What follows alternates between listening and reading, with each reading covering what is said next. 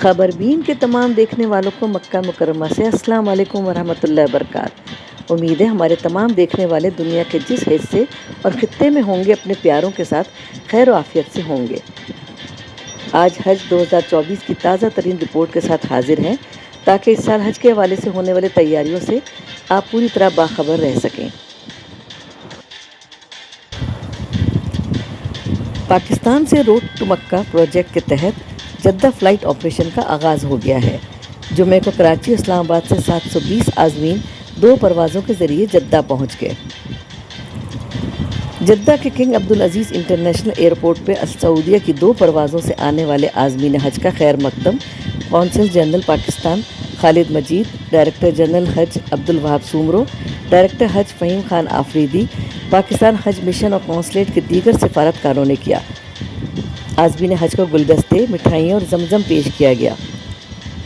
یاد رہے کہ حج 2024 کا آپریشن کا آغاز 9 مئی سے مدینہ منورہ پہنچنے والی پہلی 2 پروازوں سے ہوا تھا۔ ترجمان وزارت مذہبی امور کا کہنا ہے مدینہ منورہ پہنچنے والے عازمین کے اولین قافلے 8 روزہ قیام کے بعد مکہ مکرمہ پہنچ رہے ہیں۔ مکہ مکرمہ کے علاقے عزیزیہ اور بطحہ قریش میں قائم عمارتوں میں بیشتر پاکستانی عازمین حج کا قیام ہے۔ مکہ مکرمہ کے مین کنٹرول آفس میں پاک حج موبائل ایپ کے ذریعے عازمین حج کی رہنمائی اور معاونت کی جا رہی ہے۔ اسی دوران سعودی وزارت حج و عمرہ نے مختلف ممالک سے آنے والے عازمین کو یاد دہانی کرائی ہے کہ قانون کے مطابق مملکت آتے وقت اگر ان کے پاس 60,000 ریال یا اس کے مساوی اضافی رقم یا قیمتی زیورات وغیرہ ہوں تو ان کے بارے میں کسٹم میں اندراج کرائیں۔ سعودی حکومت کے مطابق مملکت آنے والوں کے لیے ضروری ہے کہ وہ کسٹم قوانین کا احترام کریں۔ حج سیزن میں دنیا بھر سے عازمین لاکھوں کی تعداد میں مملکت آتے ہیں۔ اس حوالے سے وزارت حج کی جانب سے عازمین کو خصوصی طور پر ہدایت کی گئی ہے کہ وہ کسٹم قوانین پر عمل کریں۔ اضافی رقم ہونے کی صورت میں اس کا باقاعدہ اندراج کرانے کے بعد کسٹم سے اس کی اجازت حاصل کریں تاکہ کسی قانونی مشکل کا سامنا نہ کرنا پڑے۔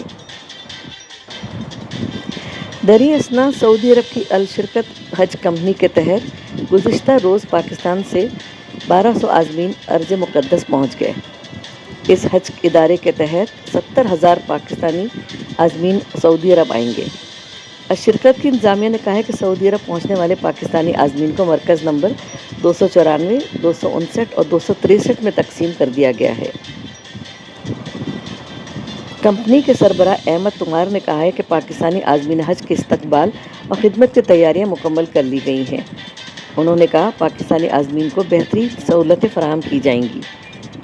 دوسری طرف پاکستانی وفاقی وزیر مذہبی امور اور اوورسیز پاکستانی چودھری صالح حسین نے پاکستانی عازمین کو پیش کی جانے والی سہولتوں پر سعودی حکومت کا شکریہ ادا کیا ہے۔ حرمین شریفین کی انتظامیہ نے حج موسم کے باعث غلاف کعبہ کو زمین سے 3 میٹر اوپر اٹھا لیا ہے۔ ہر سال حج کے دنوں میں رسم ادا کی جاتی ہے تاکہ غلاف کعبہ محفوظ رہے۔ غلاف کعبہ اٹھانے وقت کی کارروائی انتظامیہ کے سربراہ اعلیٰ عہدیداران کی موجودگی میں ہوئی ہے۔ حرمین انتظامیہ نے کہا ہے کہ غلاف کعبہ کو بلند کرنے کے بعد مخصوص کاٹن کے سفید کپڑے میں لپیٹ دیا جاتا ہے جسے کچھ لوگوں کی جانب سے کعبے کا احرام بھی کہا جاتا ہے، یعنی حج کے زمانے میں بیت اللہ شریف بھی احرام کی حالت میں نظر آتا ہے۔ امید ہے ہماری آج کی معلوماتی ویڈیو آپ کو پسند آئی ہوگی۔